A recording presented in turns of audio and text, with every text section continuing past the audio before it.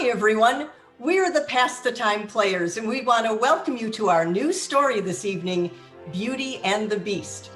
Now before we get started, we want to invite you to like us on Facebook and make sure to subscribe to our YouTube channel so you don't miss any of our future stories.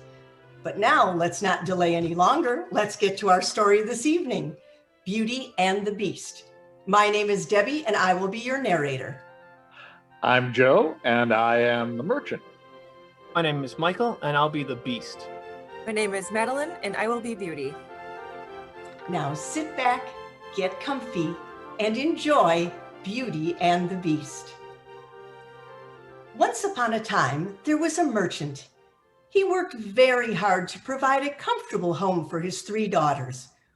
One day, as he was preparing to head to the market, he asked each of the 3 daughters what they would like as a present. His first daughter asked for a beautiful brocade dress. His second daughter wanted the merchant to bring her a pearl necklace. But his third daughter, the youngest and prettiest and sweetest of the 3 daughters, whose name was Beauty, said, "All I'd like is a rose picked specially for me."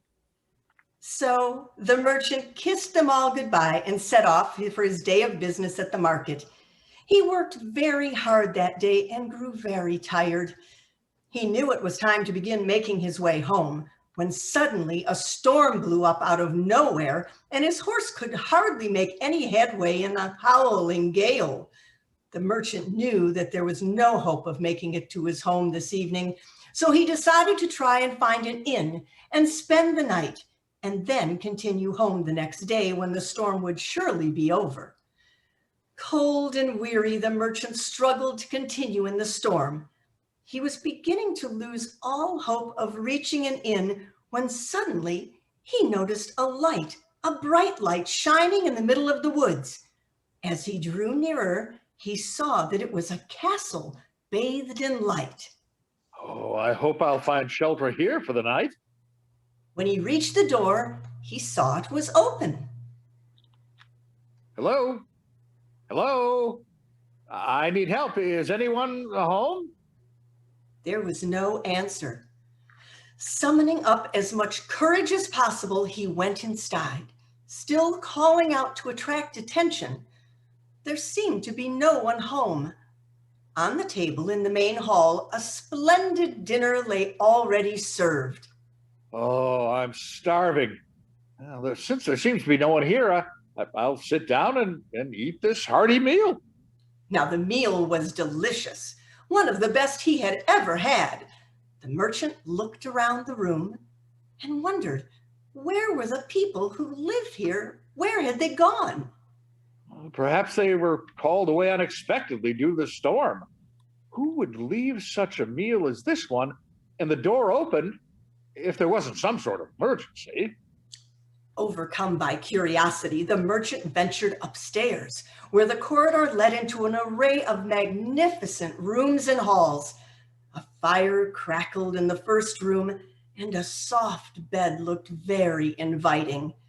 It was now late, and the merchant could not resist. Oh, I'm so tired and sleepy after that delicious meal. I'm sure the owners won't mind if I take a little rest. I'll lay down in bed just for a short while, then I'll continue on my way. But the merchant fell fast asleep. When he woke the next morning, an unknown hand had placed a mug of steaming coffee and some fruit by his bedside. Who might have done this? It looks delicious. The merchant had breakfast and after tidying himself up, went downstairs to thank his generous host. But just as the evening before, there was no one in sight. It's so strange that there's nobody here. He then went towards the garden where he left his horse tethered to a tree. Suddenly, a large rose bush caught his eye. Those roses are so beautiful. They remind me of my daughter, Beauty. I'll pick one for her. But when the merchant bent down to pick a rose, instantly out of the rose garden sprang a horrible beast wearing splendid clothes. Two bloodshot eyes, gleaming angrily, glared at him, and a deep, terrifying voice growled. Grateful man, I gave you shelter. You ate at my table and slept in my own bed. But now all the thanks I get is the theft of my favorite flowers. I shall put you to death for this slight. Trembling with fear, the merchant fell on his knees before the beast. Forgive me, don't kill me. I'll do anything you say. The rose wasn't for me, it was for my daughter, Beauty. I promised to bring her back a rose for my journey. Please, I did call out last night when I entered. I couldn't find you or anyone.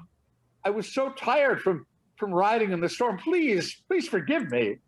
The beast dropped the huge paw it had clamped on the unhappy merchant. I shall spare your life, but on one condition, that you bring me your daughter. She will live here with me. The terror-stricken merchant felt he was faced with certain death if he did not obey, so he promised that he would do so. He climbed on his horse and galloped away from the castle as quickly as his horse could carry him. When he reached home in tears, his three daughters ran to greet him. They had worried all night that something dreadful had happened to him. The merchant told them of his night and the castle and the promise he had made to save his own life. Beauty put his mind at rest immediately. Dear father, I'd do anything for you. Don't worry, you'll be able to keep your promise and save your life. Take me to the castle. I'll stay there in your place. Oh, the merchant hugged his daughter. I never did doubt your love for me. For the moment, I can only thank you for saving my life. So Beauty was led to the castle. The beast, instead of menacing doom as it had done with her father, was surprisingly pleasant, even though his looks terrified Beauty. I'm so afraid of the beast, but I have to stay to save my father. As the days passed, Beauty found that in spite of the monster's awful head and paws, her horror of it was gradually fading. She had one of the finest rooms in the castle and sat for hours embroidering in front of the fire. The beast would sit only a short distance away, slightly gazing at her. Eventually, the beast started to say a few kind words, till in the end, Beauty was amazed to discover that she was actually enjoying the conversations. The days passed and Beauty and the beast became very good friends. With each passing day, they seemed to grow closer. Then one day, the beast said, We've spent so much time together, and we've had so many wonderful conversations. I enjoy being with you, and I feel it's time for me to ask you to marry me. Taken by surprise, Beauty did not know what to say. This is a surprise for me. I really don't know what to say. But Beauty didn't want to marry such an ugly monster. She'd rather die. But she did not want to hurt the feelings of one who, after all, had been so kind to her. And she remembered, too, that she owed it to her own life to be there in place of her father. Beauty hesitated while she weighed her answer very carefully. I really can't say yes. I'd so much like to. Oh, the beast interrupted her with an abrupt gesture. I quite understand. I'm not offended by your refusal. The beast left the room. Life went on as usual and nothing further was said. One day, the beast presented Beauty with a magnificent magic mirror. Oh, thank you for this present. When I look in the mirror, I can see my family far away. You won't feel so lonely now. Beauty stared for hours at her distant family. Then she noticed something and began to feel worried. One day, the beast found her weeping beside the magic mirror. What's wrong? He asked kindly as always. My father is gravely ill and close to dying. Oh, how I wish I could see him again before it's too late. But the beast only shook his head. No, you will never leave this castle. He stalked off in a rage. The beast never wanted Beauty to leave, but wondered if it was right to keep her from her family. A little while later, he returned and spoke gently to Beauty. If you promise that you will return here in 7 days' time, I'll let you go and visit your father. Beauty threw herself at the beast's feet in delight. I promise I will. How kind you are. You've made a loving daughter so happy. In reality, the merchant had fallen ill from a broken heart, knowing his daughter was being kept prisoner in the beast's castle. When he embraced her again, he was soon on the road to recovery. Beauty stayed beside him for hours. Father, my life is not that terrible. I spend many wonderful hours with the beast. He treats me so kind. He's very good to me. Oh, Beauty, you make me feel much better now. I felt so guilty for what I did to you, leaving you there in that castle with that horrible beast. Oh, the days flashed past, and at last the merchant was able to leave his bed. He was completely well again. Beauty was happy at last.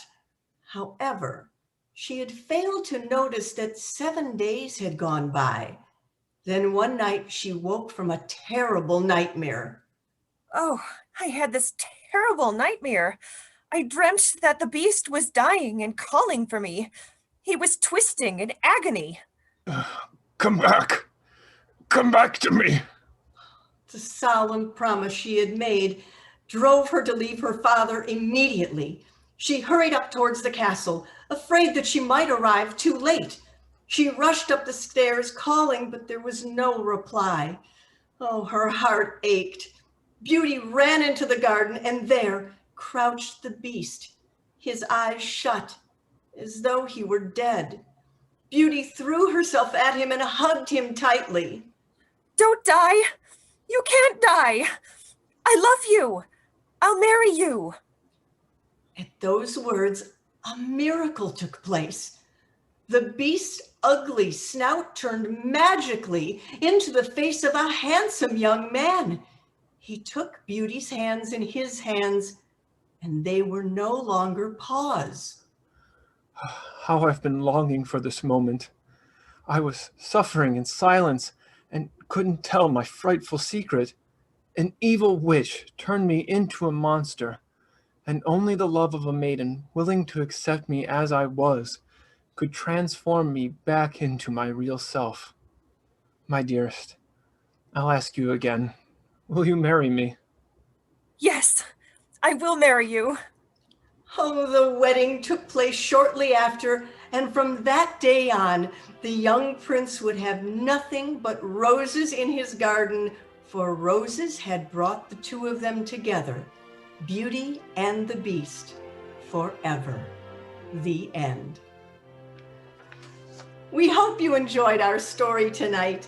Please make sure to like us on Facebook and follow us on our YouTube channel. And until next time, we are the Pass the Time players. Bye. Bye.